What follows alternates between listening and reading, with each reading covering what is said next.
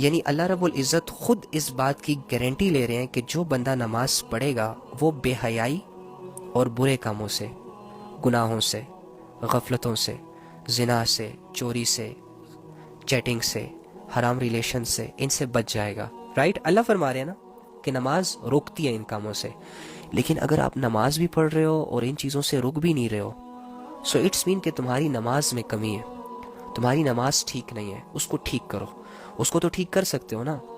چلو اگر 2 سال کے ریلیشن کو چھوڑنا تمہارے لیے مشکل ہے، چلو اگر ایک لڑکی کو کلیئرلی بات کرنا مشکل ہے، یہ سوچو گے کہ پتہ نہیں کیا سوچے گی کہ اچھا 2 سالوں تک دھوکے میں رکھا، بڑا اندر فیل ہو رہا ہوگا اس طرح کی چیزیں، تو ایسے کرو، اپنی نمازوں پہ محنت کرنا شروع کر دو. جب تمہاری نماز اچھی ہو جائے گی، جب تمہاری نماز میں تمہارا دل لگ جائے گا، تو تم خود ہی ان چیزوں سے پیچھے ہو جاؤ گے، برے کاموں سے بھی پیچھے ہو جاؤ گے، بے حیائی کے کاموں کو بھی چھوڑ دو گے. نماز تمہیں اللہ سے ملا دے گی. تو جو دل اللہ سے مل جاتا ہے نا، اس دل میں پھر غیر محرم نہیں رہتا. جو دل اللہ سے مل جاتا ہے نا، پھر اس دل میں دنیا کی محبت نہیں رہتی. جو دل اللہ سے متاثر ہو جاتا ہے نا، پھر وہ دنیا کی مٹی سے متاثر نہیں ہوتا. جس دل میں آخرت کا شوق پیدا ہو جاتا ہے نا، تو پھر وہ دنیا کو بس ایک مسافر خانہ سمجھتا ہے. آج ہماری نمازوں کی حالت بہت زیادہ بری ہے، بگڑی ہوئی ہے، جس کی وجہ سے ہماری نمازوں میں اتنی طاقت نہیں ہے کہ ہمیں بے حیائی کے کاموں سے روک دے، برے کاموں سے روک دے.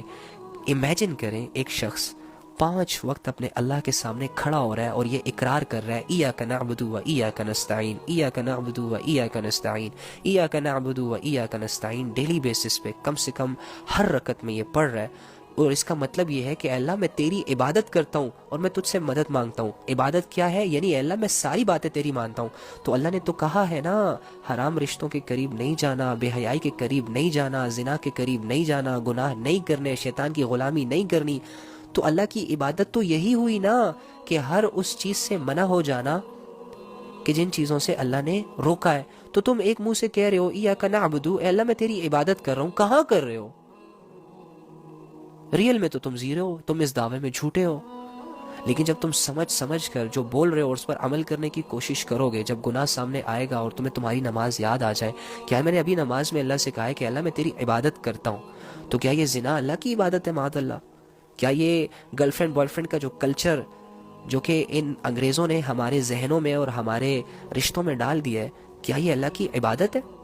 کیا یہ چوریاں کرنا اللہ کی عبادت ہے؟ یہ ایک دوسرے کو دھوکے دینا، 2-10 سالوں تک جھوٹ میں رکھنا، کیا یہ عبادت ہے اللہ کی؟ نہیں ہے نا. تو ہم کر تو یہ سارے رہے ہیں، اور پھر نماز میں اللہ سے کیا کہتے ہیں؟ ایاک نعبد، اللہ ہم تیری عبادت کرتے ہیں، و ایاک نستعین، اللہ ہم تجھ سے مدد مانگتے ہیں. کن چیزوں میں مدد مانگتے ہو؟ اللہ زنا کرنے جا رہا ہوں، پلیز کوئی دیکھ نہ لے، کیا اس طرح کی مدد چاہیے تمہیں؟ اللہ چوری کرنے جا رہا ہوں، پلیز مجھے اچھی چوری مل جائے، اچھا مال ہاتھ آ جائے، کیا یہ مدد مانگ رہے ہو اللہ سے؟ اللہ گناہ کرنے لگا ہوں لیکن ڈر رہا ہوں، میری مدد فرما. اللہ کے بندے کیا کر رہے ہو یار؟ تھوڑا سمجھو تم اللہ کے سامنے کیا بول رہے ہو اور تمہاری زندگی گزر کن چیزوں میں رہی ہے. تم اللہ کے سامنے روزانہ 100 رکعتوں میں بول رہے ہو ایاک نعبد و ایاک نستعین، لیکن تم کر کس کی عبادت رہے ہو؟ شیطان کی. تم مان کس کی رہے ہو؟ شیطان کی. تمہارے گناہوں میں تمہارے ساتھ شیطان کی مدد شامل ہوتی ہے، تم مدد بھی شیطان سے ہی مانگ رہے ہو. اس لیے کہتا ہوں ذرا سا اپنی نمازوں پہ غور کر لیں، ذرا سا، اور یہ نماز تمہیں ہر بے حیائی کے کام سے بچا سکتی ہے، ہر برے کام سے بچا سکتی ہے. تمہاری ایک چھوٹی سی سوچ تمہاری زندگی کو بدل سکتی ہے میرے بھائی. چھوٹی سی سوچ لو بیٹھ کے کہ تمہارے گناہوں نے آج تک تمہیں کیا فائدہ دیا، تمہارے بے حیائی نے تمہیں کتنی لذت دی.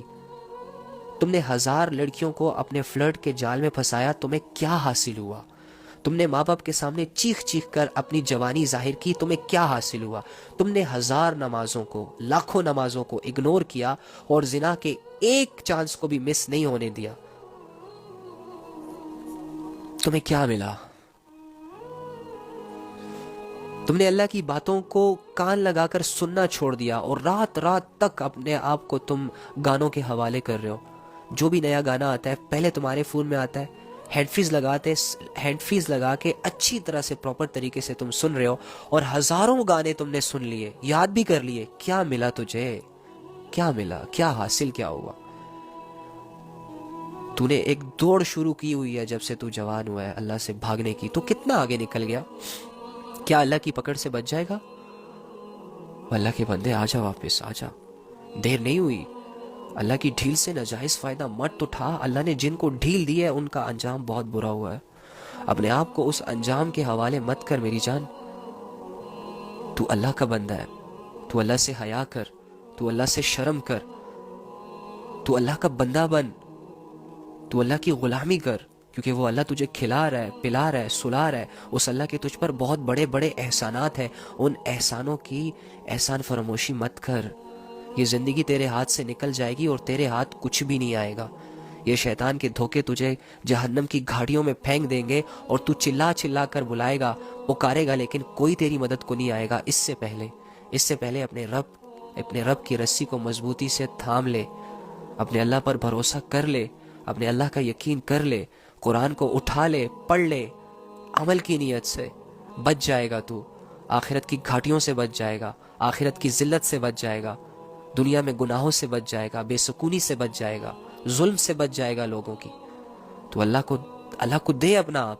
سونپ اللہ کو اپنا آپ. اپنی زندگی اللہ کے حوالے کر. اپنی جوانی اللہ کے حوالے کر. خدا کی قسم تو کامیاب ہے. ناکام